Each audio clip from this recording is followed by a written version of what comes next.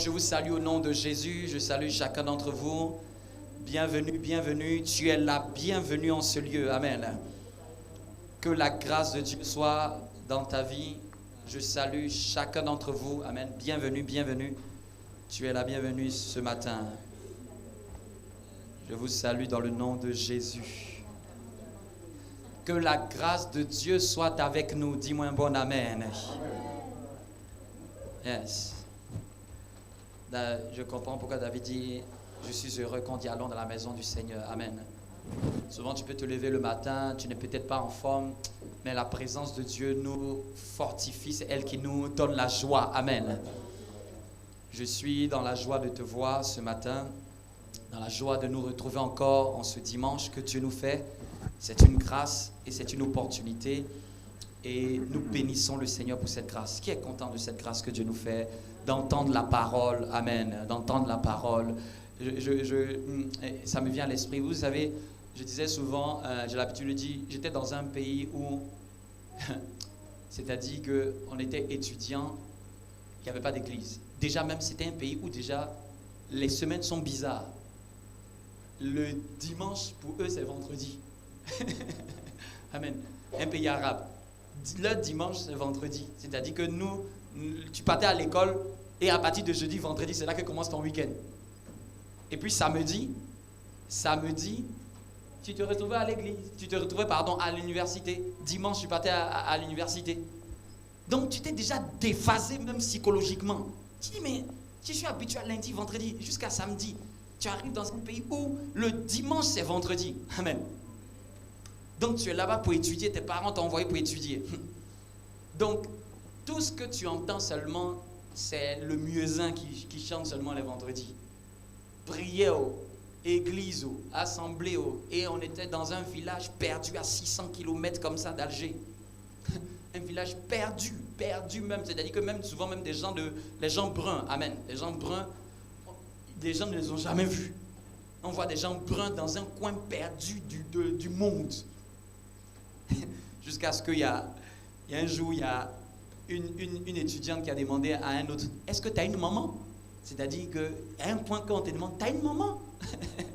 Pour vous montrer à quel point on se demande d'où tu es né. Tu sors d'où et est-ce que tu as une maman? Oui, hein, c'était tel que quand des filles pouvaient se retrouver à 16h dehors, à l'heure de sortie d'école, c'est mort pour elles, c'est fini. Elles vont prendre des œufs, elles vont prendre des pierres. Amen.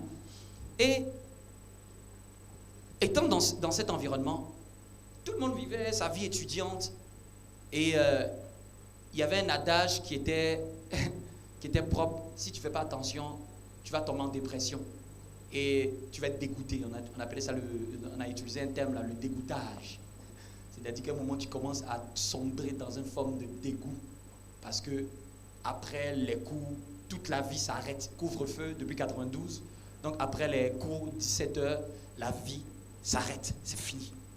Tu n'es plus dehors, tu n'es plus rien. Donc c'est que tu imagines des jeunes qui avaient l'habitude, des adolescents, jeunes adultes, qui se retrouvent aller dans un coin, ils finissent d'étudier, ils rentrent chez eux à la maison, c'est fini. Tu n'as pas trop de communion avec même des gens semblables. Et il y avait un de mes voisins de chambre, il a dit, est-ce que c'est pas bien qu'on fasse une prière? Quand il a dit qu'on fasse prière, même les païens étaient à l'heure, au jour, dans notre chambre. On les envoyait pas SMS pour dire qu'il y a culte. Hein? Tout le monde se bourrait pour entrer dans notre chambre. Tu sais quoi? Les gens avaient soif de Dieu, ils sentaient qu'il y a quelque chose qui les manque. Même les impudiques, tout le monde voulait prier. Tout le monde veut s'asseoir parce qu'il y avait un tel manque spirituel. Un tel manque, une pauvreté d'esprit qui faisait que même la seule personne qui a dit il fait prière, il va faire prière, tout le monde a rempli notre chambre. Tout le monde. Vous n'avez pas idée souvent à un point que l'homme qui est pauvre d'esprit est inutile sur la terre. Ne sert à rien sur la terre. Les gens avaient les moyens à l'école, mais ils sentaient qu'il y avait un vide au-dedans d'eux.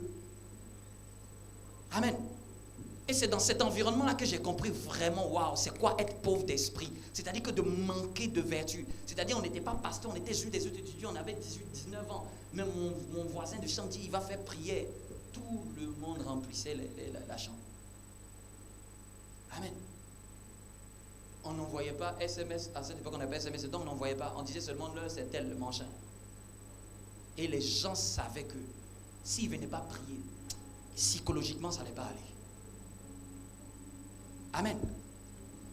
Pour nous montrer l'importance du besoin de Dieu et de l'importance de la prière et d'avoir une famille chrétienne. Amen. Si vous prenez un enfant qui a grandi dans la rue et un enfant qui a grandi dans une maison, les deux ont vécu, les deux ont survécu, mais les deux, il y a un, quelque chose va lui manquer. C'est une éducation. Ce qu'on apprend dans une famille, qu'on n'apprendra jamais dehors, c'est une éducation. Tout chrétien qui n'a pas vécu et qui n'a pas grandi, qui n'a pas été stable dans une maison spirituelle, est un chrétien qui manquera d'éducation. Il pourra être chrétien, il pourra parler de Jésus, mais il va lui manquer l'éducation d'une famille. Il va lui manquer les mœurs d'une famille. Il va lui manquer même le savoir-vivre en famille, le savoir-vivre en communauté. Il va avoir du mal à tisser des relations. Il va avoir du mal à composer avec d'autres types de comportements et de caractères. Il va avoir du mal à se tenir. Il va avoir du mal même à avoir une rigueur. Il va avoir du mal à avoir une discipline. Il va avoir du mal face même à l'autorité. Il va être peut-être compétent, mais il va avoir du mal à s'intégrer dans un milieu. Tous ceux qui ont manqué de la cellule familiale, vous allez le voir, même humainement, ceux qui n'ont pas eu l'absence, qui ont eu l'absence de leur père ou de leur mère, ce sont des personnes qui n'ont pas été restaurées, ils n'ont pas été guéris, ils ont du mal à supporter de s'intégrer même dans une entreprise, de pouvoir faire face à un chef, de pouvoir faire face à une autorité, de pouvoir faire face même à l'État. La plupart, beaucoup de gens qui ont manqué d'affection paternelle sont rebelles vis-à-vis de l'État. Ils cassent des choses parce qu'au fait, ils n'ont pas su c'est quoi même la discipline d'une famille. Beaucoup souvent de familles même qui sont venues se chercher en Europe n'ont pas su tenir les enfants parce qu'en allant faire 2-3 boulots, la rue a éduqué leurs enfants. Et aujourd'hui, par la rue, d'autres sont rentrés dans la drogue, d'autres sont rentrés dans le proxénétisme. Et aujourd'hui, on les accuse, mais au fait, ils n'ont pas eu les valeurs d'une famille. Pendant qu'il est rentré le soir, papa était en train d'être agent de nuit. Papa était en train de chercher à s'en sortir pour qu'il puisse avoir le bout sur la table. Ça paraît une vie, mais ils ont manqué de quelque chose. Et ils se sont déformés. Et ils sont devenus parfois même les rebuts de la société. On ne sait plus où les mettre. Souvent même aujourd'hui, on fait même un débat qu'on se demande la précocité auquel on doit incarcérer un jeune. Parce qu'au fait, on se demande, mais comment un jeune de ce âge est aussi délinquant qu'un adulte? Et pire même qu'un adulte. Parce qu'il n'a pas eu une éducation. Quand il y a eu des troubles à cause de ce qui s'est passé à Nanterre, le chef de l'État a demandé aux parents de prendre leurs responsabilités. Quand il a demandé aux parents de prendre leurs responsabilités, on a vu une vidéo où il y a un parent qui a pris son fils, l'a mis dans le coffre.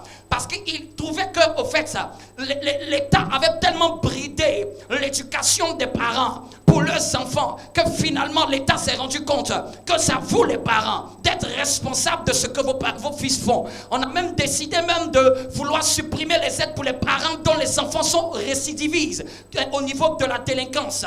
Mais parce que quoi? Les enfants ont manqué d'éducation. Quand il n'y a pas d'éducation, il y a une destruction. Quelqu'un me suit? Quand il n'y a pas d'éducation, il y a une destruction. Il y a une destruction. Quand vous voyez souvent des gens qu'on vire dans des boîtes, ce n'est pas parce que parfois ils ne sont pas compétents, mais parfois il leur manque quelque chose qu'ils n'ont pas eu dans leur famille. Ils n'ont pas eu une certaine révérence, un certain honneur. Ils n'ont pas eu une certaine rigueur. Ils n'ont pas eu une certaine discipline. Ils n'ont pas eu des gens qui leur ont dit ce qu'ils ne doivent pas faire. Et nous allons lire Exode. Amen.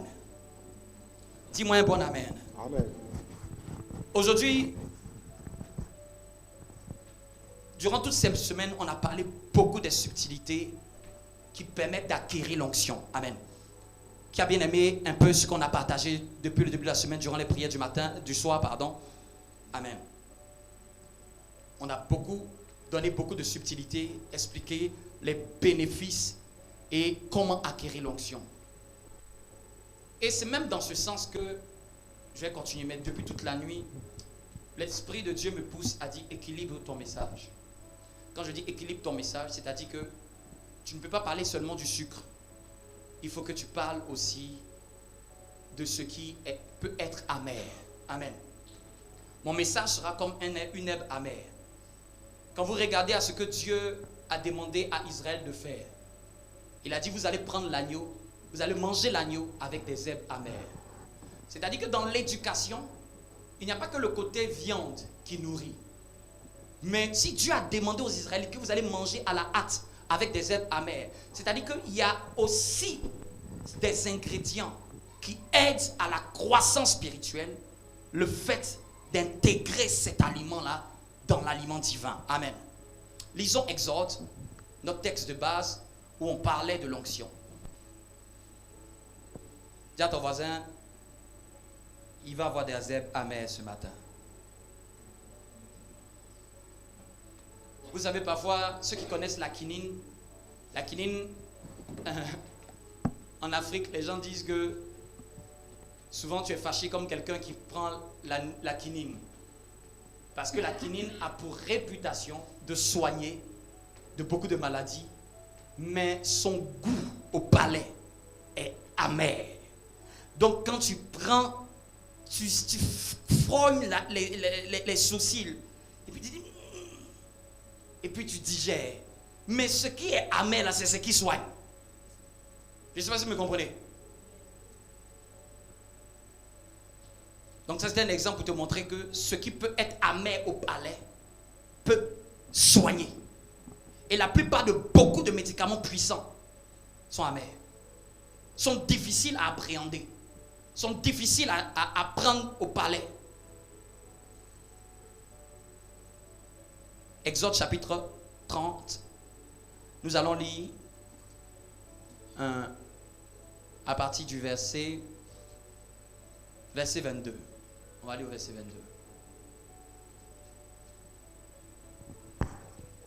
Si quelqu'un de bonne volonté veut nous aider. Amen, je lis la parole du Seigneur. Yes. Exode chapitre 30, verset 22. L'Éternel parla à Moïse et dit, prends des meilleurs aromates, 500 cycles de myrrhe, de celle qui coule d'elle-même, la moitié, soit 250 cycles de cinnamome aromatique, 250 cycles de roseau aromatique, 500 cycles de cassis, selon le cycle du sanctuaire, et un nain d'huile d'olive. Verset 25.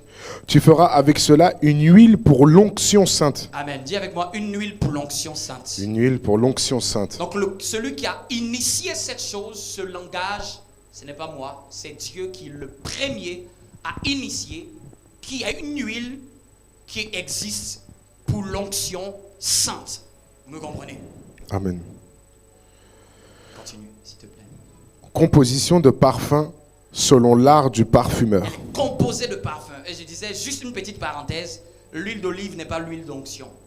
Amen. L'huile d'onction est une huile qui contient l'huile d'olive et avec des parfums divins. Amen. Des parfums de Dieu. C'est-à-dire que dans sa sagesse, Dieu est en train de dire au fait que la vie de la personne qui va recevoir cette portion va émettre aussi une odeur. Vous me comprenez? Amen. Va émettre sur le plan spirituel. Je ne parle pas de physique, mais sur le plan spirituel, il y a quelque chose qui va rayonner. Il y a un parfum qui va se dégager de ce qu'elle va faire, de ce qu'elle va entreprendre. Amen. C'est ce parfum-là qui va attirer des personnes. C'est ce parfum-là qui va toucher des personnes. C'est ce parfum-là qui va bénir des personnes. Vous me comprenez? Amen. Yes. Ce sera l'huile pour l'onction sainte. Verset 26. Tu en oindras la tente d'assignation et l'arche du témoignage. Donc déjà, la première des choses qu'il a demandé qu'on puisse oindre, ce sont les objets du tabernacle. Amen. Donc, la première fois que l'huile d'onction a été répandue, l'huile d'onction n'a pas été répandue à terre. L'huile d'onction n'a pas été répandue dans les cieux. L'huile d'onction a été répandue sur comment on appelle ça, le tabernacle. C'est-à-dire que là où se trouve la plus grande onction de Dieu, ce sont tout ce qui représente la maison de Dieu. Vous me comprenez? Amen. Là où Dieu libère, là où Dieu verse déjà la première onction, l'onction, la grâce, ce parfum-là, ça ne se trouvera pas dans un restaurant. Ça ne se trouvera pas dans une station-service. Ça ne se trouvera pas dans le sang de quelqu'un. Ça ne se trouvera pas dans la maison de quelqu'un. Ça se trouve dans la maison de Dieu. C'est la maison de Dieu qui est ointe. Et sur la terre, ce qui représente la maison de Dieu, ce sont les églises locales. Amen. Jésus dit, je bâtirai mon ecclésia. Et on sait que l'église est l'image du temple. Amen. Et en même temps, la Bible dit que nous sommes le temple du Saint-Esprit. Donc ça veut dire qu'après la maison de Dieu, au fait ce que Dieu cherche, ce sont ceux qui font partie de la maison de Dieu, qui sont eux-mêmes le véritable temple de Dieu. Amen. Quelqu'un Amen. me suit? Amen. Est-ce que quelqu'un me suit? Amen. Voilà pourquoi après avoir oint les objets, qu'est-ce qu'il demande encore? Continue.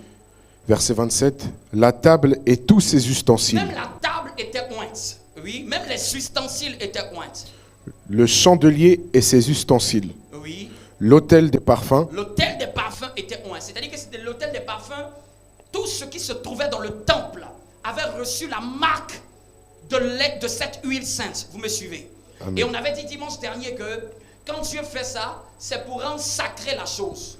Parce que dites-moi, comment un objet peut se purifier? En quoi un objet peut marcher dans la sanctification? Donc la sanctification, ce n'est pas seulement le fait de marcher dans la sainteté. La sanctification, c'est être sacré. Vous me suivez? Amen. Et j'ai dit que la sanctification, dans sa définition claire, c'est être mis à part, rendre sacré. Dites-moi comment un ustensile peut prier, comment un ustensile peut se purifier. Mais un ustensile peut être sacré, c'est-à-dire désigné par Dieu comme étant quelque chose qui ne sera pas commun avec tous les autres ustensiles. Chez vous-même à la maison, vous arrivez à faire la différence entre les couverts usuels et les couverts de grande réception. Les couverts de grande réception, c'est vous les mettez à part parce que vous considérez qu'ils sont sacrés. Ils ne doivent pas être utilisés à chaque moment. Ils ont besoin d'être soigneusement rangés et d'être sortis uniquement pour les personnes de haute dignité. Vous avez souvent même un fauteuil, un séjour, un salon où c'est privilégié. Tout le monde ne vient pas dessus. Tout le monde, dans certaines cultures africaines, parfois, certains endroits ne sont pas accessibles, même aux enfants, à cause du caractère sacré que les parents veulent garder. Pour dire, au fait, les enfants pouvaient jouer partout, mais pas ici. Ici, c'est pour quand on reçoit des adultes qui nous sont chers. Il y a des assiettes même qui ne sont pas pareilles. Il y a des assiettes de tous les jours, mais il y a des assiettes qui sont sacrées, celles qu'on fait sortir à des jours spéciaux. Il y a même des vêtements. Regardez, pourquoi nous faisons une distinction entre les vêtements? C'est pour dire que même parmi les vêtements, il y a des vêtements qui sont sacrés. C'est des vêtements qu'on ne fait pas sortir à n'importe quel moment. C'est des vêtements même tu vas réfléchir à 2 fois avant même de donner à quelqu'un. Parce que ça t'a coûté cher. Parce que c'est pour de grandes occasions. C'est pour te montrer, comme on dit, sur ton 31. C'est pour dire que ce jour-là, c'est un jour spécial. Et Dieu est en train de dire, tout ce qui est dans le tabernacle, tout ce qui est à l'intérieur est spécial. N'est pas confondu avec les autres éléments. Vous me suivez? Amen. Est-ce que je vais vite ou bien est-ce que je ralentis? Hein? Moi aussi. Je ralentis? Hein? Amen. Continuons. Verset 28. L'autel des holocaustes et tous ses ustensiles, la cuve avec sa base. Tu sanctifieras ces choses et elles seront très saintes. Vous voyez, tu sanctifieras ces choses, elles seront très saintes. Donc la première raison de l'onction, c'est pour que je sois mis à part. C'est pour que je sois très saint devant Dieu. Vous me comprenez? Pour dire que je ne suis pas mélangé avec les autres hommes. Je ne suis pas comme tous les êtres humains. Un autre être humain peut faire de sa vie ce qu'il veut. Au fait, c'est bien plus profond que être purifié. C'est-à-dire, souvent même là, ce n'est pas ma volonté, mais c'est la volonté de Dieu. Je ne peux pas faire tout ce que je dois faire parce que je suis sacré aux yeux de Dieu. Je ne peux pas parler comme tout le monde parle parce que je suis sacré aux yeux de Dieu. Je ne peux pas me comporter comme tout le monde se comporte parce que je suis sacré aux yeux de Dieu. Je ne peux pas dire ce que tout le monde dit. Je ne peux pas m'habiller. C'est pour ça que quand les gens viennent à me dire non, mais non, Dieu ne regarde pas aux vêtements. Au fait, quand tu es sacré, même tu vas comprendre que c'est ton vêtement qui peut désacraliser ce que tu es. Parce qu'en réalité, en réalité, nous tous, Dieu nous voit nus. Mais pourquoi nous demandons, on demande souvent dans la Bible d'avoir un vêtement qui ne choque personne, c'est pour que le caractère sacré ne scandalise pas la vie de quelqu'un. Il ne faut pas que quelqu'un soit scandalisé à cause de ma manière d'être. Parce que Dieu, que ce soit habillé, que ce soit nu, ça ne lui dit rien. Mais c'est pour les êtres humains.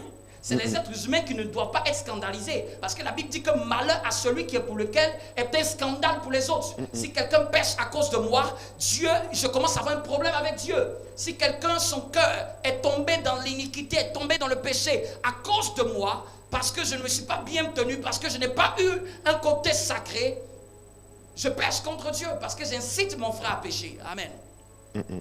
Est-ce que quelqu'un me suit? Amen.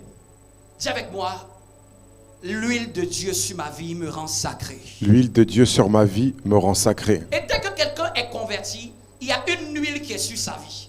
C'est ce que j'appelle l'huile de la conversion. L'huile pour le mettre à part. L'huile pour ne pas qu'il soit mélangé avec tous les autres êtres humains. L'huile pour dire qu'il appartient au Seigneur. Voilà pourquoi dans Apocalypse, Dieu a demandé aux anges de ne pas toucher à deux catégories. Il dit ne touche pas à l'huile et au vin. L'huile pour parler de l'onction, le vin pour parler du sang de Jésus. En un mot, ceux qui sont passés par le sang de Jésus, eux qui ont l'huile sur eux, on ne doit pas les toucher. Parce qu'ils sont consacrés, parce qu'ils sont spéciaux, parce qu'ils ne doivent pas connaître ce que les autres subissent. Dis avec moi, l'huile qui est sur ma vie me rend sacré. L'huile qui est sur ma vie me rend sacré. Un chrétien est en Christ, il a une huile qui le rend sacré. C'est pour ça que faisons attention même avec qui on s'associe. Quand vous lisez dans la Bible, certains rois se sont associés à d'autres qui n'étaient pas sacrés. Dieu en a eu horreur. Dieu n'a pas aimé. Souvent les gens me disent non mais je peux être ami à tout le monde. Bien aimé, quand tu es sacré, tu ne peux pas être ami à tout le monde. Que tu veuilles ou pas, tu peux être camarade de tout le monde. Tu peux être interlocuteur de tout le monde. Tu peux être un courtois. Tu peux être agréable avec tout le monde. Mais quand je parle d'ami, c'est quelqu'un avec qui tu vas passer beaucoup plus de temps. L'onction est contagieuse. Et souvent, c'est les pires onctions. C'est les mauvaises onctions qui contaminent et qui polluent les bonnes onctions. Amen. Voilà ce qu'il est dit. Les mauvaises compagnies corrompent les bonnes mœurs. C'est-à-dire qu'il est plus facile à une boue de détruire une petite partie de ton vêtement. Vous me comprenez? Tu as porté un vêtement blanc, mais une boue qui tache seulement juste ici, tu es obligé de le changer. Donc parfois ce n'est pas la grandeur de ce que la personne est de mauvais, mais c'est que quand quelque chose est sacré, ce qui est impur peut détruire toute la notion sacrée de cette chose. Amen. Donc, quand tu es chrétien, même tes fréquentations doivent être aussi des gens qui sont loin. Comme quelqu'un disait, si tu es loin, cherche des gens qui sont loin. C'est que tes fréquentations les plus régulières, ça ne peut pas être quelqu'un qui détruit les choses de Dieu. Ça ne peut pas être quelqu'un qui dénigre les choses de Dieu. Ça ne peut pas être quelqu'un qui passe en train de critiquer les choses de Dieu, en train de contester les choses de Dieu, en train d'insulter Dieu. Vous me comprenez? Beaucoup de gens ont fermé des portes parce qu'ils se sont associés aux personnes qui n'étaient pas à la gloire de Dieu. Quand je dis associé, je n'ai pas dit de ne pas être familier aux gens. Je n'ai pas dit de ne pas être humain vis-à-vis des gens. Je parle de quelqu'un avec qui tu vas passer plus de temps, avec qui tu vas échanger, avec qui souvent tu vas manger, avec qui souvent tu vas dormir, avec qui souvent tu vas passer des heures au téléphone. Cette personne ne peut pas être quelqu'un qui n'est pas loin. Ça ne peut pas. Ça ne peut pas. Amen. Parce que j'entends souvent des chrétiens qui me disent non, moi mon meilleur ami, je préfère un meilleur ami qui ne croit pas en Dieu. C'est bien pour toi, c'est parce que tu ne connais pas l'onction. Il y a lui, il est plus facile en probabilité que c'est lui qui détourne ce que tu es, qui influence ou qui parasite ton réseau spirituel, ou qui empêche quelque chose d'entrer dans ta vie. Vous me suivez? Les mauvaises compagnies corrompent les bonnes mœurs. Quand on est sacré, on ne se mélange pas avec tout le monde. Ce n'est pas une question d'orgueilleux, ce n'est pas une question de prétention. Bien aimé, les aigles ne marchent pas avec les poules. Même si les aigles veulent, elles ne peuvent pas habiter ensemble. Parce que les poules ont des ailes, mais elles refusent de voler. Amen. Comme quelqu'un qui faisait un truc sur les réseaux, il emmenait, ça me fait rire. Aigle a porté les lunettes, il s'est fait appeler Aigle, donne Aigle. Et puis il dit, aujourd'hui, poule, pourquoi tu nous fais ça? Il dit, poule, tu détruis notre estime. Tu as des ailes, mais tu ne voles pas. Et puis, on va sortir de l'autre côté, canard qui a été tabassé. Il dit, moi aussi. Amen. Parce que poule, c'est trop petit. Il y a canard. Canard aussi ne vole pas. On dit, regarde canard, regarde ce qu'on vient de lui faire. On l'a tabassé. Il avait l'œil borné. Amen. C'était une petite parenthèse pour vous montrer à quel point que même les oiseaux qui volent étaient en train de se rebeller contre ceux qui ne volent pas. Pour dire, pourquoi tu ne voles pas? Amen. Je me demande quel volatile est-ce. Amen. Mais les aigles ne peuvent pas se mélanger avec les poules. On va souvent même dire que tu es prétentieux. Mais l'onction choisit ses alliés. Amen. L'onction choisit ses alliés. L'onction choisit ses associations. Tu parles avec tout le monde. Tu t'exprimes avec tout le monde. Tu es généreux avec plusieurs. Mais s'associer, c'est un choix. Avec qui je veux marcher, c'est un choix. Avec qui je vais passer le plus de temps, ça doit être quelqu'un qui est aussi oint. Parce que plus tu es oint, tu as besoin de te frotter aussi aux gens qui sont oint. Un jour, je faisais un rêve. Dans le rêve, je priais et il y avait beaucoup de gens. Même il y avait un secteur de Dieu que je connais. Il avait vu qu'il y avait autant de manifestations. Il était venu au fond de la salle, il observait. Je priais, je donnais des révélations, je priais, les gens guérissaient. Et puis je suis arrivé vers une personne qui était chantre. Et puis la personne, elle avait déjà une certaine grâce. Et puis je dis, toi, viens qu'on prie pour toi. Et puis dans le rêve, dans le rêve, je me suis entendu dire, il l'a fait même bien avant que je parle de l'onction. Je lui ai dit, plus tu as l'onction, plus tu dois être oint. Amen. Plus tu as l'onction, plus tu dois être oint. C'est-à-dire que plus tu as l'onction, plus tu dois rester sous l'huile. Vous me comprenez? Plus ton huile doit rester renouvelée. Parce qu'il est plus facile d'être oint et de perdre l'onction. Vous me suivez? Dis avec moi, Seigneur, merci pour cette huile sur ma vie. Seigneur, merci pour cette huile sur ma vie. L'onction a ses critères.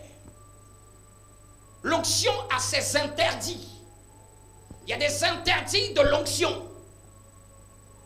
Vous me suivez? Il y a des interdits de l'onction. Il y a des choses qui frustrent l'onction. Il y a des choses qui limitent l'onction. Il y a des choses qui atténuent l'onction. Est-ce que je peux vous parler? Est-ce que je peux vous parler?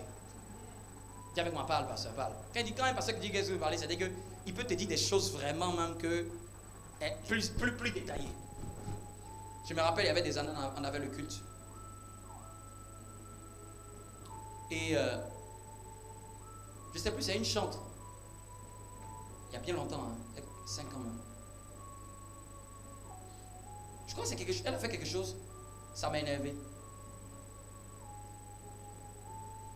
Et quand ça m'a énervé, tout le culte a changé. Parce que l'onction est très sensible.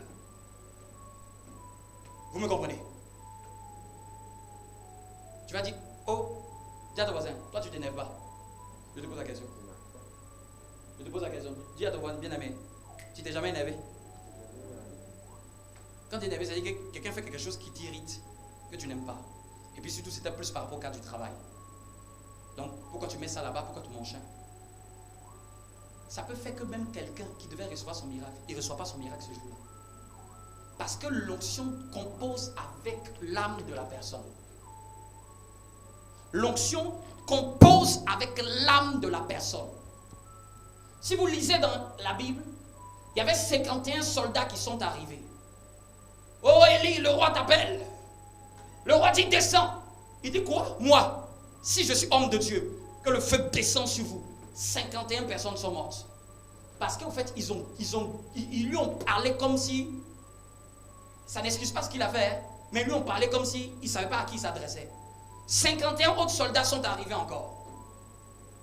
Oh Élie, le roi t'appelle, descends. Il dit, ah bon, si je suis homme de Dieu, que le feu descend sur vous. 52 papas, pères de famille sont morts, ça fait 102 personnes. 102 pères de famille ont été brûlés, juste parce qu'ils n'ont pas su comment parler à l'homme de Dieu. Si ça s'était arrêté là dans la Bible, j'allais dire que l'homme de Dieu là, vraiment tu es méchant. Mais il y a une catégorie qui est arrivée. Il a dit, homme de Dieu, consens-tu à descendre avec nous? L'homme de Dieu ne les a pas brûlés. Je me demande comment ça se fait que la même personne et les réactions sont différentes. C'est-à-dire qu'il y a une catégorie qui agressait son âme. Et comme l'onction que celui, c'était une onction de feu, ça va en même temps dans le sens de ses émotions. Vous me comprenez? Souvent même indépendamment même du oint, parce que j'ai dit l'onction compose beaucoup avec l'état d'âme de la personne. Vous me suivez? Donc comme ils l'ont frustré, ils l'ont parlé comme un moins que rien. Sa colère là, l'onction a dirigé sa colère comme un feu. Mais la troisième catégorie, elle était sage. La troisième catégorie n'était pas bête. La troisième catégorie a vu 102 de ses collègues mourir. Elle s'est dit qu'il y a quelque chose qui cloche. Le feu n'est pas descendu par hasard. Ils ont dit homme de Dieu. Quelqu'un peut retrouver peut-être même le passage. Hein? Consens-tu. On va voir la manière dont ils ont parlé. Dis à ton voisin. Fais attention à l'onction. Amen. En même temps, une bénédiction, mais ça peut devenir une épée à double tranchant. On a vu même à un point où l'onction même peut faire. Je vais prendre l'exemple même de David. David lui-même, il n'a pas parlé. David dansait pour son roi. On dit David était un grand roi, il s'est levé pour danser. Sa femme mariée d'alliance avec lui, Michal, femme qu'on lui a donné après avoir tué Goliath, elle a dit à David, comment toi le roi, tu t'exhibes comme ça, tu fais honte, toi mon mari, toi normalement tu aurais dû rester comme ça, fais comme ça. Tu viens, tu danses jusqu'à, on voit tes genoux.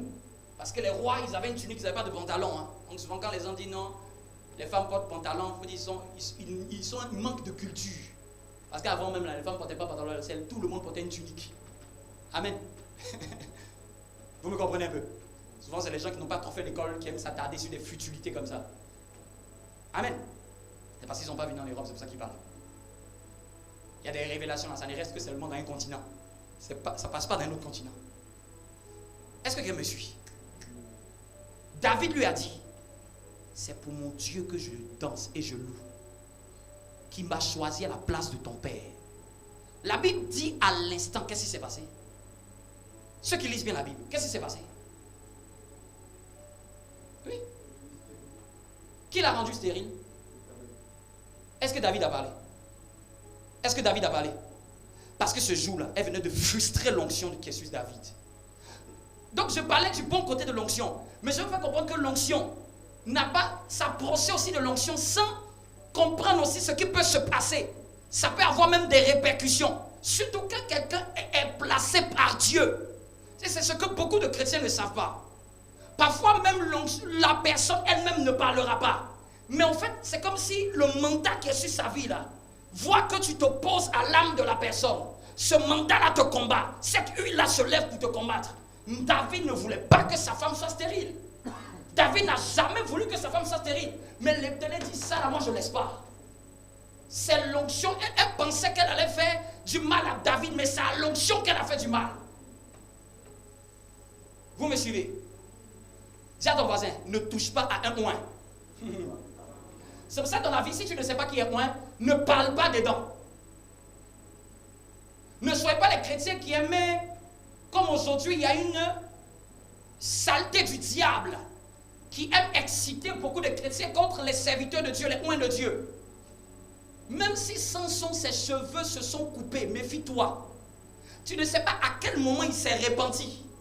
Et à quel moment ses cheveux ont recommencé à pousser. Je ne sais pas si tu me comprends. Les Philistins ont coupé la tête de Samson. Samson qui était tombé avec Dalila. Mais quelqu'un qui est oint, quelqu'un sur laquelle une huile est, méfie-toi le jour qu'il arrive à se ressaisir. Tout le monde avait méprisé Samson. On lui a cassé les yeux. On se moquait. Il était devenu un garçon de danse pour les Philistins. Mais il ne savait pas que l'homme qui était oint, qui était tombé, cet homme-là s'est ressaisi, a demandé pardon à Dieu. Et cet homme-là, ses cheveux ont repoussé un peu. Mais les dégâts dans le camp de ses ennemis étaient plus grands que quand ses cheveux étaient plus longs. Vous me suivez un peu? Est-ce que ça parle à quelqu'un? Ça, ce que je vous dis là. C'est un père qui éduque. Ça ne s'apprend pas dehors. Et il y a beaucoup de chrétiens qui n'ont pas eu d'éducation chrétienne. On ne les a pas enseigné les mœurs de Dieu. Dis à ton voisin, on ne touche pas à un oint. Même quand tu as l'impression qu'il fait les choses qui sont contre les choses de Dieu, laisse-le là où il est. Le Dieu qui l'a oint, il est trop fort pour le presser quelque part. D'ailleurs, Samson a fait son erreur, ça ne l'a pas fait sortir, il est mort avec eux. C'est-à-dire, Dieu, il fait, mais en même temps, c'est fini. Amen. Vous me comprenez? Dis à ton voisin, ne touche pas à ce qui est oint. Là, je vous parle pas seulement comme un pasteur, je vous parle comme un père. Si vous voulez réussir dans votre vie, si vous voulez aller loin dans votre vie, tout ce qui est oint, ne mettez pas votre bouche contre ça. Même si vous ne comprenez pas la sauce, même si vous ne comprenez pas ce que les gens disent de la personne sur Internet. Regardez, si on était à l'époque de Facebook, tout le monde aurait dit Joseph. Oh, comment tu as fait ça? Comment tu as fait ça? On a vu ton vêtement. Quelqu'un est venu faire live. Regardez le vêtement de Joseph. C'est resté avec la femme de Potiphar. C'est nous qui lisons la Bible qui savons que Joseph n'avait pas fait ça. Hein? Mais publiquement, personne ne savait que Joseph n'avait pas fait ça. Tout le monde l'a exposé sur Internet. Il y avait même la preuve du linge. Même quand souvent même tu vois des preuves, je préfère ne pas parler. Je ne sais pas qu'est-ce qui a été fait pour monter. Et aujourd'hui, le diable fait tellement de choses. De montage même parfois contre les hommes de Dieu. Pour que des gens tombent dans le piège. Les femmes de Potiphar, il y en existe aujourd'hui beaucoup. Beaucoup. Je disais à qui parmi vous qu'il y a une fille qui est venue rendre, fait témoin, elle est venue faire entretien le pasteur. Elle rentre dans le bureau, elle se déshabille. Elle dit, tu me touches ou je crie que tu m'as violée. Il y a des gens qui sont extérieurs. Si elle crie au viol, elle sort dénudée. Tout le monde dit, hé, pasteur, toi on avait confiance en toi. Tu n'étais pas là. Ce que tu n'as pas vu, il ne faut pas parler. La sagesse m'a appris que même quand je vois et que je suis convaincu, je me tais. Vous me suivez? Et surtout quand je n'ai pas de preuves réelles, moi-même je n'ai pas été témoin, je ne commente pas. Le pasteur lui a dit trop tard. La caméra ici. Elle est restée glacée comme un bonbon, se revêtit et retourna à sa maison. Amen. Elle a trouvé plus malin que lui. Dernièrement, il y avait un pasteur. Je ne sais pas pourquoi je parle de ça. Quelqu'un au Zimbabwe, un youtubeur qui aime faire les lives et qui aime attaquer les pasteurs de son pays. Et ce qu'il savait, il a trouvé plus malin que lui. Le pasteur est tellement influent que même les caméras, il a installées dans la maison du youtubeur. Il a tellement de puissance financière qu'il a installé des caméras à l'insu dans la maison de ce youtubeur. Et on filmait et on disait que il appelait quelqu'un pour dire, qu'est-ce que tu vas dire? Tu vas témoigner quoi? Tu as dit qu'il a abusé de toi? Et tout ça a été filmé. Quand il voulait faire son live, on lui envoie en direct la vidéo. Il est resté glacé comme un bonbon. Il s'est repenti, il a demandé pardon. Donc son stratagème, c'est d'emmener les gens sur lui et d'essayer de faire un montage. Il n'a pas dit qu'il y a des gens qui sont faux. Il y a des gens qui sont faux, mais il y a des gens, ils essaient de discréditer les véritables oints. Et quand tu es un enfant de Dieu, tu ne tombes pas dans ce piège de chercher qui est quoi. Si tu es dans ta famille, tu es dans ta famille et tu suis ton berger. Vous me comprenez un peu? Parce qu'aujourd'hui, il y aura beaucoup de distractions dans le monde. Est-ce que je peux avancer? Donc, je veux plutôt parler de la dimension de l'onction qui peut combattre, de l'onction qui peut défendre le oint, de l'envers, pas le côté miel, mais le côté salé, que les gens ne savent pas, le réveil de l'onction. Parfois même l'onction peut détruire même son porteur. Parce qu'il est oint, comme il ne gère pas bien sa vie, l'onction va attirer tous les démons. On l'a vu avec Saül. Ou un roi avec Samuel, mais quand la présence de Dieu s'est retirée, des démons sont venus agiter et tourmenter. Il y a des gens, ils ont des problèmes démoniaques. Ce n'est pas parce que le diable est comme eux, c'est parce qu'ils ont joué avec l'onction de Dieu qui était sur leur vie. Ils ont banalisé la grâce de Dieu qui sont sur leur vie. Donc du coup, ils sont exposés à des démons. Saül était un roi, mais un Saül, à un moment, la Bible dit que l'Esprit de Dieu se retira de lui. Donc être oint ne veut pas dire que l'Esprit de Dieu marche tous les jours avec moi. Je peux être oint, mais si je ne fais pas gaffe à ma relation avec le Saint-Esprit peut se retirer. L'huile peut rester, continuer à rouler dans le moteur. Mais le passager, le Saint-Esprit, s'est déjà retiré du véhicule. Après, tu vas à tes risques et périr. Et parfois même, une présence va venir copier la présence du Saint-Esprit. Une voix va venir copier la voix du Saint-Esprit pour te dire, je suis toujours avec toi. Mais au fait, elle t'emmène dans le mur. Elle te fait croire que, regardez, parfois même tu fais même plus de réalisation que même quand le Saint-Esprit était là. Et pour te dissuader que, mais voilà, je fais, Dieu agit. Donc ça veut dire que Dieu est avec moi. Ce n'est pas parce que Dieu agit avec quelqu'un que ça veut dire que lui et Dieu ont une bonne santé spirituelle. Que cette personne a une bonne communion spirituelle. Ça peut être le résidu de ce qu'il a accumulé pendant une période de sa vie. Vous me suivez? C'est pour ça que ne vous laissez jamais avoir par la manifestation. C'est l'esprit derrière la manifestation. Vous me suivez?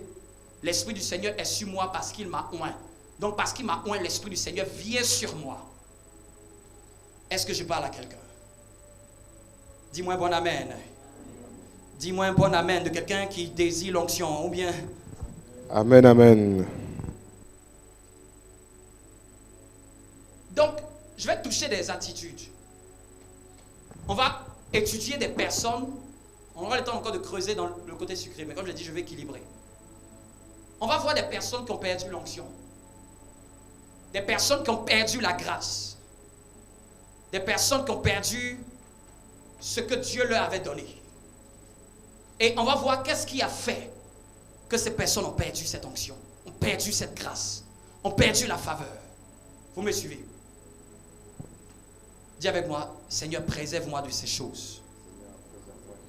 Tu peux lire, s'il te plaît, verset 30. S'il te plaît. Verset 30, toujours dans Exode 30. Tu oindras Aaron et ses fils, et tu les sanctifieras pour qu'ils soient à mon service dans le sacerdoce. Amen. Amen. Donc il dit, tu oindras Aaron et ses fils. Donc c'est-à-dire qu'en général, je comprends par là que l'onction est générationnelle. L'onction des pères est censée se reproduire sur ses fils. Est censée se reproduire sur ceux qui sont près de lui. Et on avait vu la fois dernière 3 manières par lesquelles l'onction peut venir. Depuis la naissance, au contact d'un homme. Mais la majeure partie des cas, la plupart des grands leaders reçoivent ça dans le sein de leur mère. Pour le partager à plusieurs fils et à plusieurs filles. Vous me comprenez? Pour le distribuer à plusieurs fils et à plusieurs filles. Donc l'onction est générationnelle. Dis avec moi, l'onction est générationnelle. C'est-à-dire qu'elle est censée, ce qui est sur mon leader est censé aussi déteindre sur moi.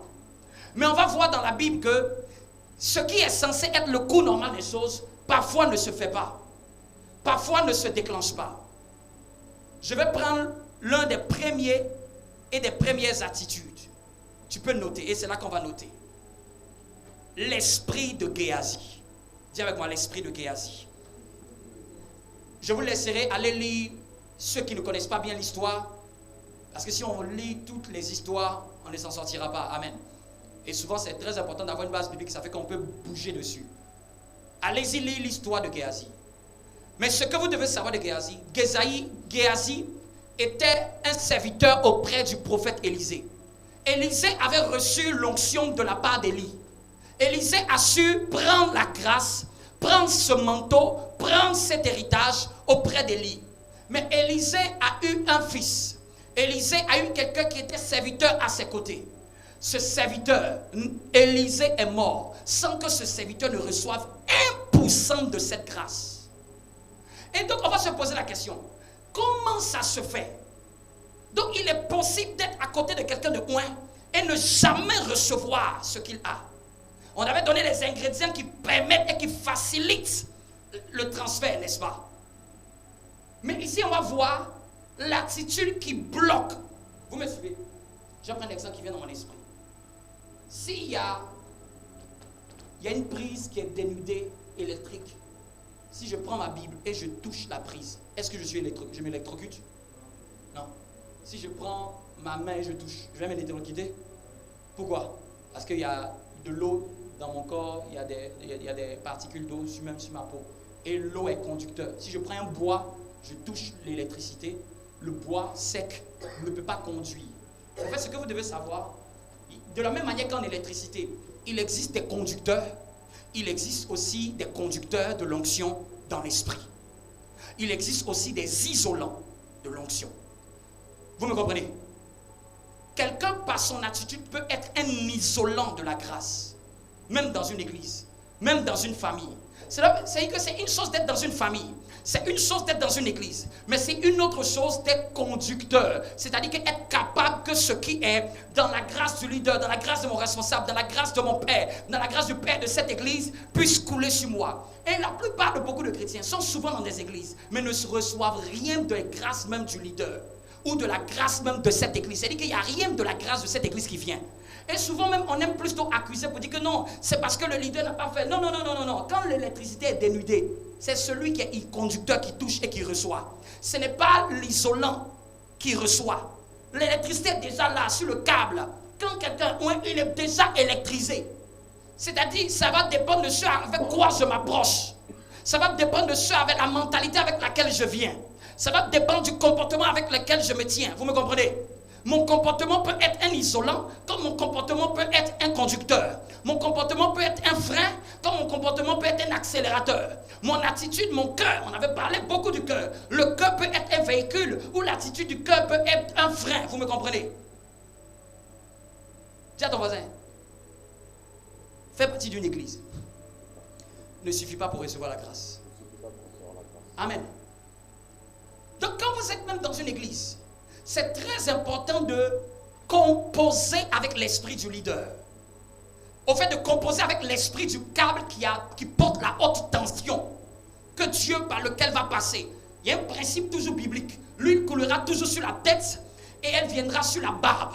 La tête, c'est le leader. La barbe, ce sont les fils et les filles de cette maison. Les bords même des vêtements sont les gens même qui sont même très éloignés, qui ne sont même pas des fils et des filles, mais qui quand même se sont un peu ajoutés et ont reçu un peu des miettes. Vous me comprenez? Mais l'huile coule sur la tête et descend sur la barbe. Voilà pourquoi même quand tu veux te marier, tu ne peux pas prendre la main de toi et ta femme et mettre sur ta main ta tête pour dire voici, nous sommes bénis dans le nom du Seigneur. Tu as toujours besoin d'un couloir supérieur vers un couloir inférieur. L'onction gravite de l'ascendant vers le descendant. Vous me comprenez? Si tu mets un robinet, tu lèves ton verre comme ça, le robinet ne va jamais se tordre pour aller te retrouver. Vous me comprenez? Dis à ton voisin. Tu as un cœur isolant ou tu as un cœur conducteur? Géasi marchait avec Élisée. Géasi se promenait avec Élisée. On a vu à un point qu'à un moment, une femme avait besoin de prophète Élisée. Le prophète Élisée ne pouvait pas se déplacer. Il a donné le bâton à Géasi. Géasi est parti pour faire le miracle. Ça n'a pas marché. Si le Père lui a donné, le Père savait que dans l'esprit, si je te donne, tu es capable de faire. Vous me comprenez? Géasi est allé. Géasi a essayé. Il dit, Père, ça n'a pas marché. Lui-même, Élisée est venu corriger. Amen. Mais à quel moment Géasi va se perdre? Naaman, le Syrien, était arrivé vers Élisée pour recevoir la guérison. Naaman est arrivé, on ne l'a même pas reçu. Il a reçu une instruction prophétique. Jette-toi 7 fois dans l'eau du Jourdain. Il a commencé à respecter. Bien aimé, quand une autorité spirituelle te donne une instruction, c'est à tes risques et périls. C'est toi qui dois obéir. Lui n'est pas forcé d'obéir. Lisez dans la Bible, Naaman était en train de dire, moi chez moi, il y a d'autres eaux plus mieux que le Jourdain. Il qualifiait le Jourdain de sale. Il quittait en Syrie. La Syrie était plus prospère qu'Israël à cette époque. Et il est en train de dire à ses serviteurs, cette eau sale, moi je vais me jeter. Moi je croyais que l'homme de Dieu allait faire ça et là. Bien aimé, ce n'est pas à vous d'imposer comment l'autorité doit vous gérer, comment l'onction doit vous traiter. C'est sous instruction qu'on reçoit l'onction. Ce n'est pas sur mon désir. Vous me comprenez? Vous me comprenez? Ce n'est pas sur ton désir. Il y a des gens qui aiment beaucoup plus que... Non, j'aurais aimé que l'homme de Dieu impose la main sur moi. C'est ce que Naaman voulait. Ce n'est pas à vous de déterminer comment l'onction doit quitter l'homme de Dieu pour venir vers vous. Comment la grâce doit quitter sur la personne qui est ointe pour venir vers vous. C'est plutôt dans l'obéissance aux instructions. Amen. Même ses serviteurs lui ont demandé, papa, tu t'es déplacé de Syrie. Il faut faire ce que l'homme de Dieu te dit. Bien aimé, vous devez savoir qui a besoin de qui. Dis à ton voisin, qui a besoin de qui dans cette affaire? Qui a besoin de qui? Dis à ton voisin, qui a besoin de qui? Dis-le encore, qui a besoin de qui? Quand tu as besoin, tu dois t'abaisser. Quand tu as besoin, de la grâce, tu dois t'humilier. Tous ceux qui viennent de manière fanfarole ne reçoivent pas la grâce. Tous ceux qui viennent de manière hautaine ne reçoivent pas la grâce. Tous ceux qui viennent en disant que non, je crois connaître, ne reçoivent pas la grâce. Parce que tu es dans la maison d'un leader. Tu dois suivre son instruction. C'est l'instruction qui donne la bénédiction. Est-ce que tu peux noter ça? C'est l'instruction qui donne la bénédiction. C'est l'instruction qui donne la bénédiction. Dis à ton voisin, est-ce que toi tu reçois des instructions? Il faut lui demander même de qui même tu reçois des instructions. Moi j'ai peur des chrétiens qui ne reçoivent pas d'instructions de quelqu'un.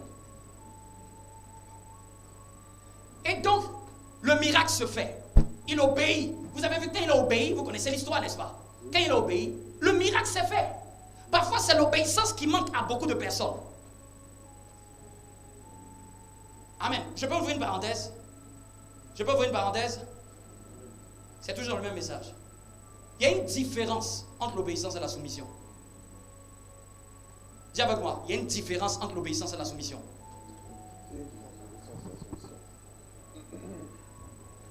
Est-ce que tu peux venir lâcher ton épouse? Amen. Viens. Si je dis, prends ça, mets ça là-bas. Ouais. Est-ce qu'elle a obéi? Est-ce qu'elle obéit? Donc si elle obéit, ce sera quoi la soumission? La soumission, vous allez vous expliquer c'est quoi? La soumission, c'est ce qu'il y a dans son cœur pendant qu'elle est en train de faire ça. Donc quelqu'un peut déplacer, quelqu'un peut être 100% obéissant et 0% soumis. Parce que pendant qu'il est en train d'obéir, il rouspète. Lui là il veut quoi? Lui là il se prend pour qui? Il pense que quoi? Il m'envoie. D'ailleurs même il est plus jeune que moi, il m'envoie.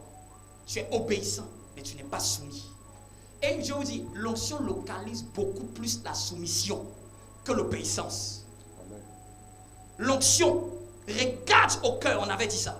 Beaucoup plus la soumission que l'obéissance. Vous me comprenez?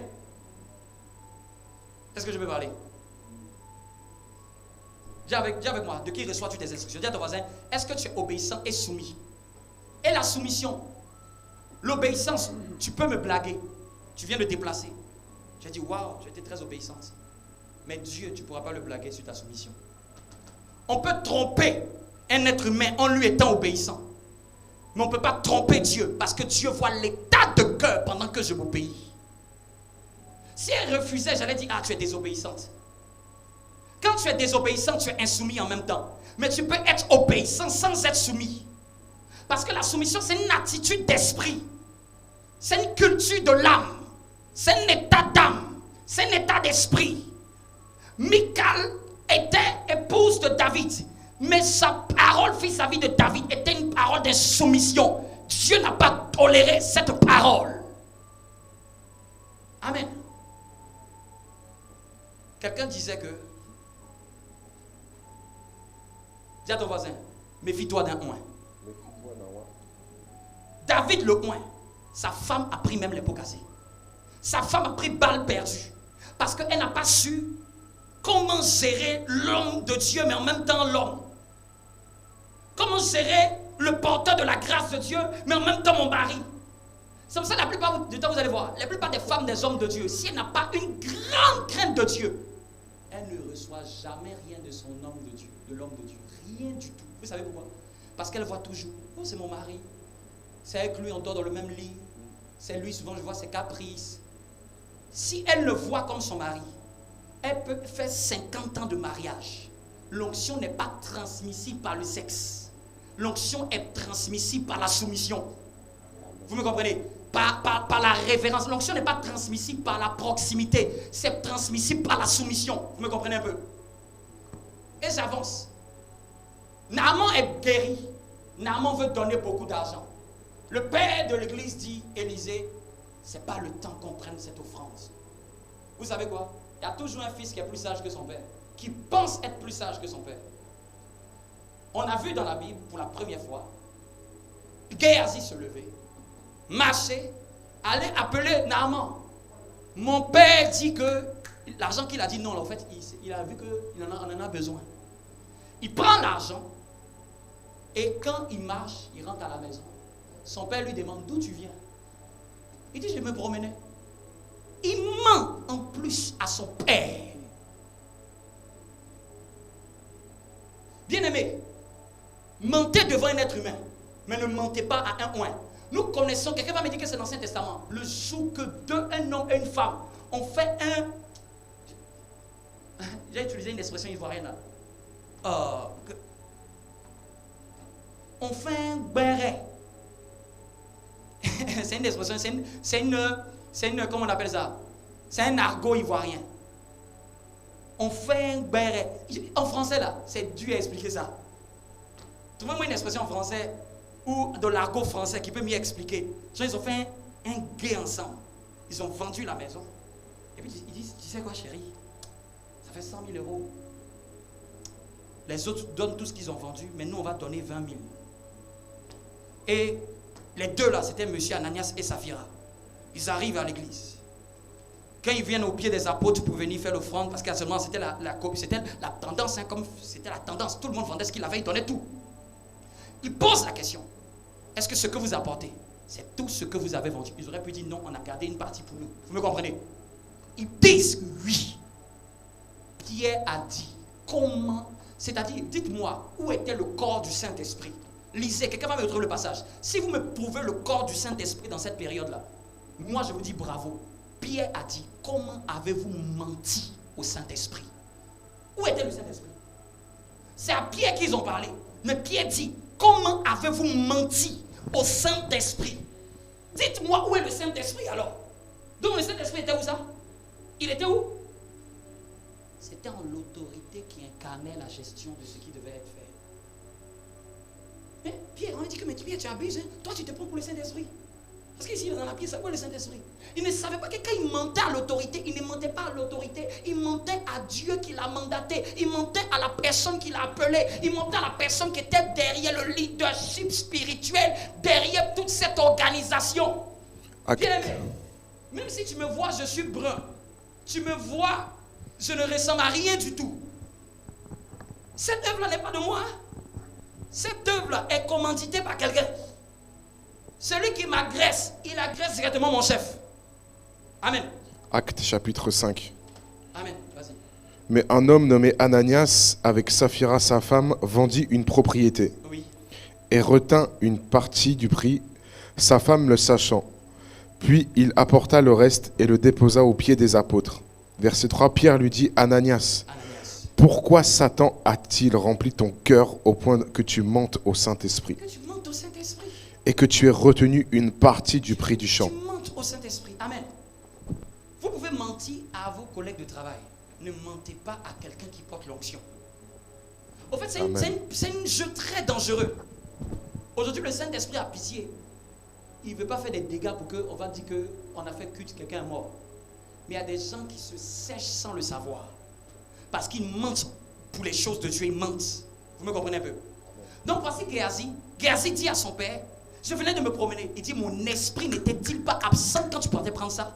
Il dit, la même lèpre que cet homme avait été guéri, cette même lèpre est sur toi. On vient de voir l'esprit de Géasi. L'esprit de Géasi, c'est quoi? C'est l'esprit qui croit être plus malin et plus sage que celui qui est établi. C'est l'esprit qui croit mieux gérer, mieux faire que la personne qui est établie. C'est l'esprit qui croit que parfois l'autre est naïf. Parfois l'autre ne sait pas bien faire. Je vais faire, parce que lui, en d'autres termes, papa, il ne sait pas qu'on manque d'argent. Papa, il ne sait pas que depuis on fait le ministère, là, il manque de l'argent. Peut-être lui, il ne sait pas. Lui-même, il est trop spirituel. Lui-même, il aime trop faire de telle manière. Lui-même, à cause de ça, à cause de son humilité, à cause de sa simplicité, mais il ne sait pas qu'on traverse des temps difficiles. Et Géasi croit qu'il est plus expert, que non, c'est la meilleure sagesse de prendre l'argent. L'esprit de Géasi, c'est l'esprit qui même va vouloir faire des choses et croit que c'est plus sage que ce qu'il a reçu comme instruction. L'instruction, c'est dit ne prends pas. Amen. L'instruction, c'était dit ne prends pas. Mais il allait prendre et il n'a pas dit. Et il a menti sur ce qu'il avait pris. Voici un fils qui a détruit sa destinée. Il a eu la lèpre parce qu'il n'a pas su que c'est les instructions d'abord. Ce n'est pas le ventre d'abord. Beaucoup de gens qui s'approchent des gens qui sont loin, souvent sont plus intéressés par les intérêts du ventre. Quand je dis intérêt du ventre, par les intérêts. Mais ils ne savent pas qu'il y a un grand intérêt derrière. Un intérêt plus grand qui dépasse l'intérêt personnel. Vous me suivez? Est-ce que je peux avancer encore? On va prendre un deuxième cas. L'esprit de Cham. Dis avec moi, l'esprit de Cham. L'esprit de Cham. Ma prière que tu ne sois pas du côté de l'esprit de Géasi. Amen. L'esprit de Cham. J'ai dit, je ne vais pas entrer dans les détails dans les histoires. Vous connaissez les histoires. Amen. Et après même, vous pouvez lire. Le but du pasteur, ce n'est pas de te faire toute la Bible. C'est de te donner de la matière que tu as un grain à moudre. Vous me comprenez? Noé avait 3 fils. Japheth, Sem et Cham. Et la Bible dit que un jour Noé était ivre. Et pendant qu'il était ivre, il se dénuda. Amen. Il était chez lui, il se dénuda. Et la Bible dit que il y a le plus petit, le cadet, qui allait voir son père et qui a vu la nudité de son père. La Bible ne raconte pas tous les détails. Mais ce qu'on sait, c'est que ce qu'il a vu, il a dit ça aux 2 autres. Vous me comprenez? Or, dans la Bible, il est dit maudit quiconque voit la nudité de son père. Vous me comprenez? Et qu'est-ce que va représenter la nudité sur le plan spirituel? Tu vas dire que non, pasteur, moi je ne t'ai jamais vu nu. La nudité, ce sont même les erreurs et les faiblesses et même les tares du fait que tu vois ça parce que tu es trop proche de loin. Vous me comprenez? Quand Dieu permet que tu sois à côté d'un loin, un fils de la maison, un fils dans une organisation, un fils dans un groupe, il y a des choses que tu vas voir que tout le monde ne voit pas. La sagesse d'un fils, c'est d'arriver à fermer ses yeux, parfois sur ce qui est même des erreurs de son père. Amen. C'est-à-dire que s'il parle, il parle à son père, mais pas de le prendre son erreur et de l'exposer en public. Vous me comprenez un peu? Vous dites, ah papa, ici là, tu as déconné, hein? Ah, fils, c'est bien. Un fils sage, c'est un fils qui peut dire au papa ses erreurs dans le but que le père s'améliore. Vous me comprenez un peu? Dans le but que le père s'améliore. Mais ce n'est pas un fils qui va prendre ses erreurs et qui va le faire de ça comme un jeu. Vous me comprenez un peu? Il va dire, est-ce que tu sais que ton pasteur, tu sais que quand il marche, il boite un peu d'un côté. Au fait, qu'il va venir prendre ça pour salir, pour dénigrer, pour critiquer.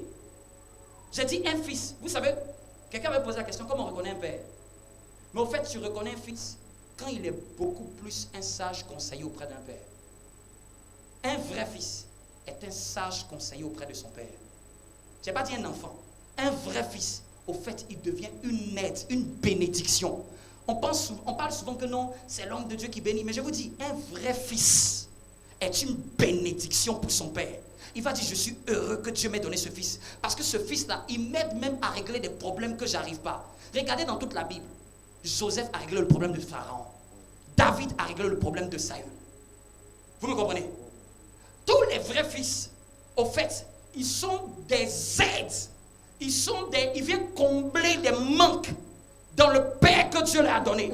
À cause de peut-être la grâce qu'ils ont, de la sagesse qu'ils ont, sans avoir une prétention de dire qu'ils sont meilleurs. Parce qu'ils savent qu'ils sont arrivés là où ils sont, aussi à cause de l'autorité paternelle qui est sur eux. Amen. Parce que quand lui aussi il tombe, son père attrape sa main et le relève. Amen. Et un vrai fils est un appui pour son père. Comme une canne sur laquelle son père peut s'appuyer et voir plus loin. Vous me comprenez? Il y avait un jeune fils qui a aidé Samson. Samson dit, est-ce que tu peux prendre ma main? Samson était aveugle. Il était le leader, mais il avait une myopie. On lui avait cassé les yeux à cause de son ministère, à cause de tous les combats qu'il avait vécu dans sa vie précédente, à cause de ses ennemis. Ses ennemis lui ont torturé les yeux. Il a dit seulement un fils, peux-tu m'emmener devant? Ce fils a aidé Samson à accomplir sa destinée. Ce fils a été un appui pour dire, grand frère Samson, papa Samson, donne-moi ta main. Ce fils était content de dire, ah, maintenant c'est toi là, maintenant tu es aveugle. Comment ça se fait que toi tu es aveugle? Un fils ne dénigre pas son père. Un fils ne salit pas son père. un fils fait comme Sem et Japheth. Sem et Japheth avaient tellement de références pour Noé. Qu'est-ce qu'ils ont fait? Ils ont pris la tunique. Qu'est-ce qu'ils ont fait? Ils ont marché à reculons. On n'est pas digne de voir la nudité de notre père. C'est une malédiction. Tiens ton voisin.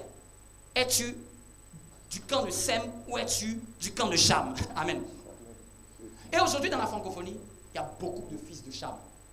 Ceux qui aiment toujours voir les erreurs et dire, ah tu sais que tel pasteur là, il ne s'est pas fait ceci, tu sais tel pasteur là. En fait, ils aiment toujours, c'est eux qui pensent qu'ils peuvent, ils sont les mieux pour en parler. Vous me comprenez un peu? Vous me comprenez un peu? J'ai dit, un vrai fils, il essaie. Il y avait un problème dans la maison de Noé. Les fils ont apporté le drap pour couvrir. Vous me comprenez un peu? Ils ont apporté la solution de réparation. Que la nudité de papa là ne soit pas exposée. Que la nudité de papa ne soit pas exposée. La nudité de papa ne soit pas vue. Ils ont cherché à combler le manque. Vous me comprenez? Ils ont cherché à réparer le tort. Ils savent que papa a fait une erreur, il a trop bu. Faites jouer s'il vous plaît. Il sait que papa a trop bu et papa a fait une erreur de se dévêtir. Mais ils ne sont pas venus dire, papa, comment tu as pu faire ça? Ils ont mené le drap de la réparation, le linge de la réparation, la solution qui allait arrêter que quelqu'un puisse voir. Dis à ton voisin, quel fils es-tu? Oui. Je vous ai dit que mon enseignement va blesser. Mais je suis obligé de vous enseigner la parole de Dieu. Ces histoires, ce n'est pas moi qui les ai inventées. J'en ai au moins jusqu'à 30. Je peux vous prendre dans toute la Bible. Chaque fois que quelqu'un est ce qu'il a manqué. Est-ce que quelqu'un comprend? L'esprit de Cham, c'est l'esprit qui est beaucoup plus à exposer, dénigrer, salir à partir de ce qu'il a vu des erreurs de sa proximité à un père. Tandis que l'esprit de Sem et de Japheth, c'est beaucoup plus l'esprit d'un fils qui va chercher à apporter une solution, qui va chercher à colmater la brèche, qui va faire en sorte que l'honneur de la famille ne soit pas sali, l'honneur de la maison ne soit pas sali, l'honneur de la maison soit restauré. Il va vouloir que l'image que les gens ont de son père soit meilleure. C'est pour ça, dis à ton voisin, est-ce que tu es quelqu'un qui défend ton leader ou est-ce que tu es quelqu'un qui le frappe? Ça va se voir dans tes discussions quand tu parles avec les autres. Est-ce que tu es celui qui défend ou est-ce que tu es celui qui frappe? Celui qui fait pia, pia, c'est bien fait pour lui. Et si tu savais, Cham, que tu arrivais à manger à cause de ce qu'il faisait. Si tu savais, Cham, que quand tu étais bébé, tu faisais caca sur toi. Excusez-moi du terme. C'est Noé qui te portait. C'est Noé, quand tu pleurais, tu avais peur la nuit. C'est Noé qui était présent. C'est Noé qui séchait tes larmes quand tu avais peur de l'ombre. Maintenant, juste un peu que tu es devenu adulte, tu crois que tu es plus sage que ton père. Souvent, beaucoup de fils, quand ils commencent à avoir la barbe, ils croient qu'ils ont une meilleure sagesse.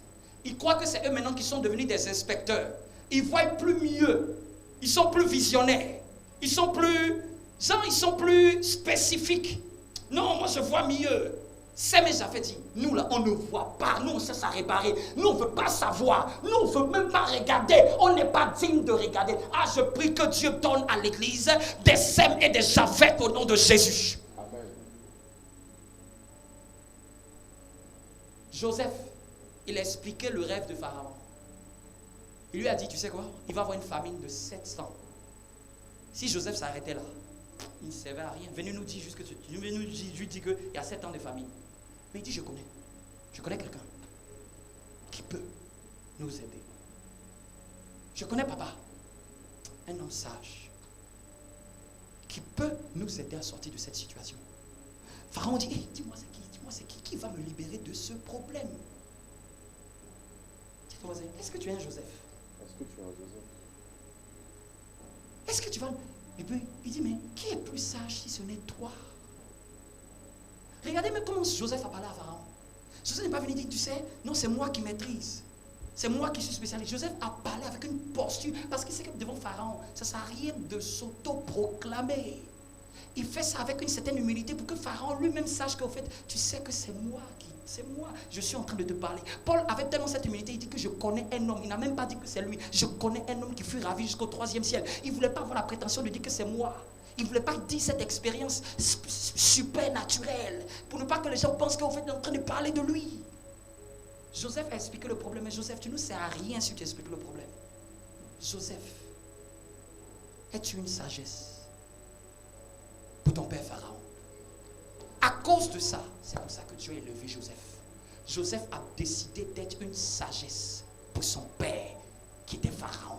Pour lui dire, je m'en occupe, je vais gérer ça. Vous qui aimez être dans les églises et qui voulez que tout soit arrangé et que vous asseyez, vous n'êtes pas à l'aéroport. Vous n'êtes pas à l'aéroport. C'est à l'aéroport qu'on vient et puis on se sert. Quand on est fils dans la maison, on sert les invités. Parfois on sort de la table, on sert les invités. Est-ce que je peux te parler encore d'un dernier? Amen. Je vous ai dit, j'ai une liste très longue. Le but, ce n'est pas de vous parler de tout. Mais le but, c'est de vous parler de quelques-uns qui étaient à côté de certaines autorités et qui ont fini. On sait comment Cham a fini. Même son arrière-petit-fils a été maudit. Parce que Noé est sorti de son ivresse maintenant. Noé dit, qui a fait quoi? Qui a fait ça? Ton petit-fils. Comme toi, tu es mon enfant, ton petit-fils a tombé sur lui. Parce que ce qui s'est passé, c'est que Noé un jour va se réveiller de son ivresse. Et Noé va prendre ce qui a été fait. Une lignée a été détruite comme ça. Dis avec moi, troisième esprit, qui éloigne de l'onction, qui fait perdre l'onction. Amen. J'ai parlé même un rapidement. Amen. Dis avec moi, l'esprit de Joab. Dis avec moi l'esprit de Joab. Joab n'est pas très connu. Si tu ne lis pas beaucoup approfondissement la Bible, tu ne vas pas connaître Joab. Mais pour les érudits, Joab, pour te donner un peu simple, Joab était comme un chef d'armée pour David. Vous me comprenez? Si le chauffeur pouvait éteindre, il commence à faire un peu chaud, s'il vous plaît. Amen. Dis avec moi, l'esprit de Joab. Joab est un soldat de l'armée de David. Joab est quelqu'un qui a travaillé avec David. Joab était très spirituel. Mais Joab avait un problème. Joab avait un problème. Il ne faisait pas comme David aimerait qu'il fasse. Vous savez, vous pouvez être dans une maison spirituelle, vous pouvez être dans une famille. Ce n'est pas parce que vous êtes présent et disponible que ça veut dire que vous êtes fidèle à la maison. La présence et la disponibilité ne suffisent pas pour être fidèle à une maison. Dis à ton voisin, tu sais comment on appelle les membres d'une église? Tu sais comment on appelle les membres d'une église? Les fidèles. Dans tous les attributs qu'on peut donner à un membre. Si on l'appelle fidèle, c'est parce que c'est une clé qui caractérise un membre. Donc on peut être dans une organisation, on peut être dans un ministère, on peut être dans une église et on peut être très infidèle. C'est pas parce que je suis à l'intérieur que je suis fidèle. Mais avant même que je parle de Joab, je pense que je développerai plus avec lui. Jésus a dit que celui qui me reçoit, reçoit celui qui m'a envoyé. Beaucoup de gens ne reçoivent rien parce que dans leur cœur, n'ont pas reçu le leader. Vous savez, faites tout ce que vous voulez. Priez dans n'importe quelle église. Si vous ne recevez pas le leader comme étant votre leader, il n'y a rien de lui qui vient sur vous. Priez dans une église. Si vous ne croyez pas au leader, Jésus dit, vous n'êtes pas de mes brebis parce que vous ne croyez pas en moi. Jésus n'a pas dit, vous n'êtes pas de mes brebis parce que Dieu n'a pas voulu. Il dit, parce que vous ne croyez pas en moi, c'est pour ça que vous n'êtes pas des brebis. Donc ça veut dire que la force qui fait qu'on est brebis d'une église, c'est parce qu'on croit au leader. En fait, vous ne pouvez pas dissocier Dieu du leadership. Vous ne pouvez pas dire que non, moi je prie le Saint-Esprit et vous dissociez des leaderships qu'il envoie. Si vous ne croyez pas au leader d'une église dans laquelle vous êtes, rien de ce qui est de cette église, toutes les bénédictions de cette église ne viennent pas sur vous. Que vous soyez membre, que vous donnez vos dîmes, que vous donnez vos offrandes, que vous faites tout ce que vous voulez, c'est une question d'abord d'allégeance. Dis à ton voisin, est-ce que tu as la culture d'allégeance? Beaucoup de gens n'ont pas la culture d'allégeance. L'allégeance, c'est-à-dire que je t'accepte comme étant le leader. D'ailleurs, c'est chaque brebis qui choisit son leader. C'est chaque enfant qui choisit le sein de sa mère vers lequel il veut téter. Parfois, même quand tu prends un enfant, quand tu le mets dans la main d'une autre femme, quand il essaye de téter, il enlève sa bouche dessus. Pour dire qu'un enfant, il sait où est l'odeur, le parfum de ses parents. Quand tu sais où est l'odeur, le parfum de tes parents, tu t'attaches et tu bois ce lait spirituel. L'enfant ne boit que le lait, mais c'est ça qui le fait grossir, c'est ça qui le fait grandir. Priez dans n'importe quelle communauté. Si vous ne croyez pas au leadership et à la vision de l'église, l'onction de ce ministère, l'onction de cette corporation, l'onction de cette œuvre ne descendra pas sur vous. En un mot, les grâces de cette œuvre ne descendront pas sur vous. Et il y a certaines choses parfois, quand même tu dis que bon, j'ai bénéficié, le jour que tu te déconnectes, au fait les choses disent ce qui était à nous, nous les reprenons. Vous me comprenez un peu? Il y a des grâces, ce n'est que quand tu es là où tu dois être. Vous me suivez? Il y avait un pasteur, il avait une église que son pasteur lui avait dit de faire. Il a vu que wow, quand il faisait cette église, ça marchait. Et puis à un moment, son pasteur l'appelle aux réunions. Fais-nous un peu le compte rendu de l'église qu'on t'a confiée. Parce qu'il voyait que ça marchait. Il a comme ça dit non, j'ai plus trop le temps de venir aux réunions. Je suis occupé. Il ne veut plus rendre compte de son activité, tandis qu'il est pasteur de pasteur. J'ai fini l'histoire? Donc, à un moment, il a dit, hey, j'ai même pas besoin de toi, regarde même, les miracles s'opèrent. Quand il est parti lui-même, il a enlevé le nom, c'est comme s'il a enlevé Nation Sainte et puis il a mis Église du Feu Vivant. Il dit, je suis déjà moi. C'est là qu'il a commencé à sécher. En fait, il ne savait pas que c'est la grâce qu'il avait, c'était à cause du fait qu'il était connecté à l'arbre de sa destinée. Il y avait un autre aussi, un évangéliste prêchait, lui, il priait pour faire les miracles. À un moment, l'orgueil est monté dans son cœur. Il dit, c'est moi qui prie même pour que les miracles viennent après que l'évangéliste ait prêché. Je peux même moi-même me gérer. Et il a dit au pasteur qui prêchait, il dit, toi-même déjà, tu ne fais pas les miracles. C'est moi qui prie et puis les miracles viennent. Il dit, d'ailleurs, tu vas te débrouiller sans moi. Quand il est parti, le miracle que lui croyait avoir, Dieu a donné ça à l'évangéliste. C'est l'évangéliste lui-même qui priait, puis les miracles se faisaient. Et lui, il ne s'est plus jamais en sorti. Parce qu'il était en train de croire qu'au fait, il avait eu ça par ses mérites. Tandis que Dieu lui permettait d'avoir ça parce qu'il était associé à une grâce. Dis avec moi, tu crois en qui? Cette semaine, j'ai posé la question de qui es-tu fils, n'est-ce pas? C'est une question. Si tu poses à un chrétien, quand il commence à bégayer, tu lui dis ta vie va bégayer aussi. Tu vas dire. Tandis que si tu te demandes qui est ton père biologique, tu vas me dire ça tout de suite. Si vous n'avez pas d'identité spirituelle, oubliez la percée avec Dieu. Je vous prends au défi, prenez-moi n'importe quelle personne dans le corps du Christ qui brille et qui est élevée. Il va vous dire, ça c'est ma maison spirituelle. Je viens de cette maison, c'est ici. C'est ici qu'on m'a nourri, c'est ici qu'on m'a bâti. Je me reconnais en tel. J'ai l'esprit de cette maison. Il va te dire, Power House m'a formé. Il va te dire, Power Church m'a donné l'esprit de temps, m'a donné cette rigueur. Vous me comprenez un peu? Parfois même des hommes, ils peuvent te dire, ils disent ce qu'il a là-dessous. Il va te dire que non, c'était parachuté par le Saint-Esprit.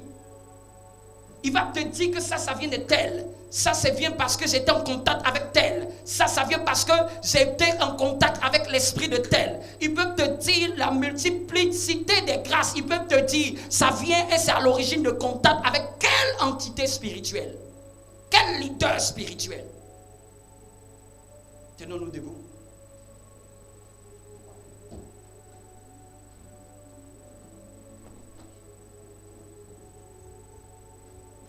Je vous donne des exemples. Il y a la femme de Lot. Elle est une personne qui a perdu aussi la grâce. Je vous donne encore des exemples. Vashti, chassée du royaume parce qu'elle prenait sa position comme un mérite. Manque de respect au roi. Tu prends Absalom, tu prends Judas, tu prends Jéroboam, tu prends Roboam. Je peux vous en citer des tonnes dans la Bible. La Bible n'est pas simplement pour... Il n'y a pas la Bible... Moi, j'aurais cru que c'était seulement Blanche-Neige. J'en ai écrit seulement les bonnes histoires.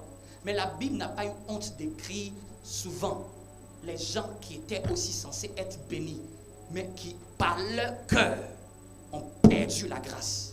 Se sont eux-mêmes autodétruits. Tu vas prendre Dathan, Corée, Abiram.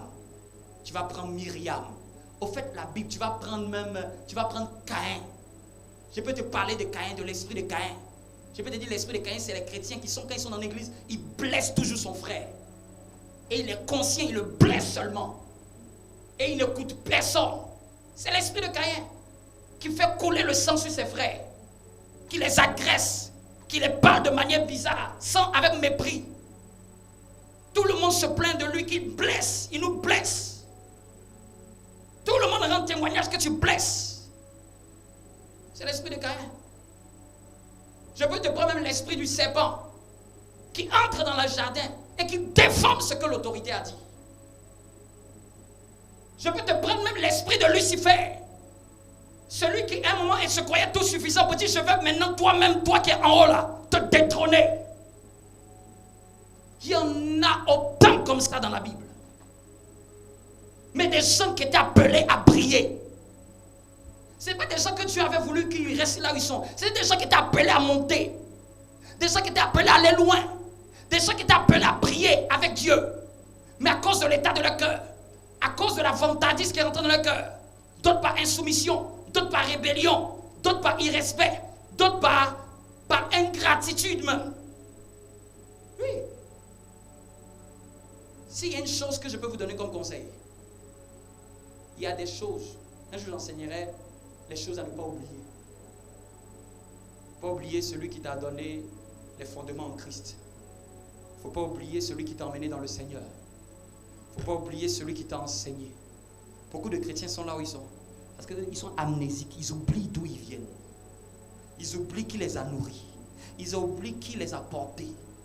Et ça, c'est ça qui frappe beaucoup parce qu'ils oublient. Ils oublient d'où ils viennent, d'où ils étaient. Ils oublient par quel chemin ils sont passés. Si vous êtes des gens qui oublient les personnes importantes dans votre vie, l'avenir que Dieu va vous réserver va se manifester comment? Prions pour nos cœurs. Prions pour nos cœurs. Demande au Saint-Esprit d'être un fils fidèle. Un fils fidèle. Seigneur, je te prie encore que un fils tu fidèle. accordes à ce que nous Un puissions Sem, être un un Japheth, fils, des fils un David, fidèles, papa. Un David, un Joseph. Accorde-moi, papa, d'être un fils fidèle. Je n'ai pas donné ça pour te faire peur, mais c'est pour aussi pour t'avertir. Pour t'avertir que dans l'onction, il y a aussi des interdits. Dans les choses de Dieu, il y a aussi des interdits. Il y a des limites qu'on ne franchit pas. Demande un cœur d'un bon fils. Souvent, tu peux savoir si tu es un bon fils ou une fille. Est-ce qu'on t'a déjà réprimandé et que tu ne t'es pas enorgueilli? Est-ce qu'on t'a déjà réprimandé et tu ne t'es pas gonflé? Ceux qui n'aiment pas la réprimande ne sont pas de vrais fils. Ne sont pas de bons fils. Ils montrent par là que tu peux être seulement doux avec eux. Mais le jour où tu dois être un peu sévère avec eux, ils montrent par là que je ne suis pas digne d'être ton enfant. Un vrai enfant, quand tu le recadres, même après avoir mis ma fille dans la chambre pour dire tu es puni, quand elle redescend, elle me fait un câlin. Un vrai fils peut parler à son père, peut lui dire papa, ça là, c'est à travailler. Mais il reste attaché à son père. Papa, j'aimerais que tu nous fasses sortir un peu. Mais il ne dit pas papa, tu nous aimerais que tu nous fasses sortir un peu. Et puis il se trouve dans la maison du voisin. Un vrai fils, il aide son père à avancer. Un vrai fils, il peut aider à corriger les erreurs de son père. Il peut parler des choses que son père peut améliorer. Mais un vrai fils reste attaché à son père. Ceux qui ne sont pas fils, c'est eux qui peuvent parler et eux ils disparaissent. C'est eux qui peuvent parler et eux ils cherchent seulement leur propre intérêt. C'est ceux qui peuvent parler et ils disent que toi, c'est toi ton problème, c'est pas mon problème. Moi je le vois toujours à mes enfants.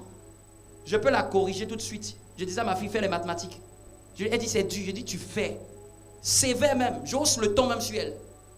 Et puis quand elle finit, tu ne vas jamais la voir et dire non, je ne vais pas parler à papa parce que papa était sévère avec moi, mon chien. C'est-à-dire, elle va dire papa, elle change du jour. En fait, c'est comme ça que moi je reconnais un vrai enfant. Un vrai enfant, même quand tu le punis, quand même tu vas venir, il va se déplacer. Je vois souvent ma fille là, elle descend de l'escalier comme ça, et puis elle vient m'attrape comme ça, elle me fait un câlin. En fait, un enfant, il ne peut pas aller nulle part que retourner chez son père.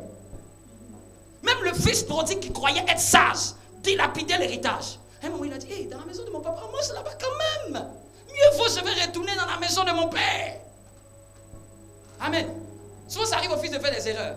Mais un vrai fils, il connaît où se trouve la maison de son père. Il connaît où il mangeait. Il sait où il avait la table. Il sait où il y avait le repas. Il sait où il avait des opportunités. Mais quelqu'un qui n'est pas un vrai fils, dès que tu le regardes, il disparaît. Il disparaît. Il prouve par là que, au fait, tu croyais que j'étais ton enfant, mais je n'étais pas ton enfant. Tu m'as juste emprunté, adopté.